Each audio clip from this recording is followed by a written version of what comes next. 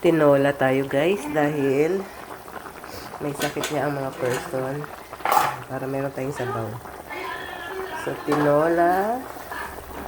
Nilagyan ko yan ng buko guys para masarap. Tapos, lagyan ko ng sibuyas dahon. Siyempre, lalagyan din natin ng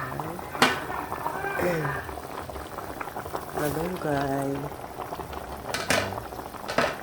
Lalagyan lang ng sustansya.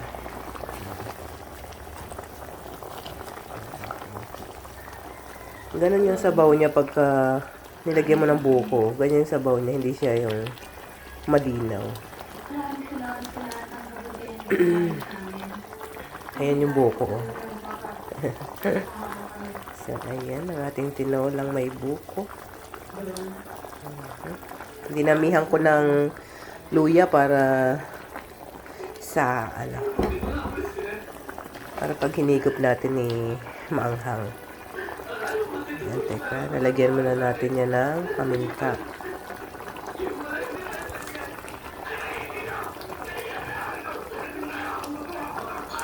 Ayan. Daming luya para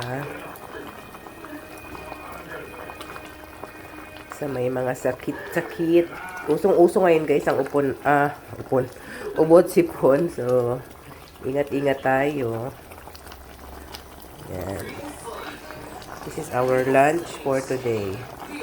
Yan. Konting kulo na lang yan at ready na siya. Kain tayo guys.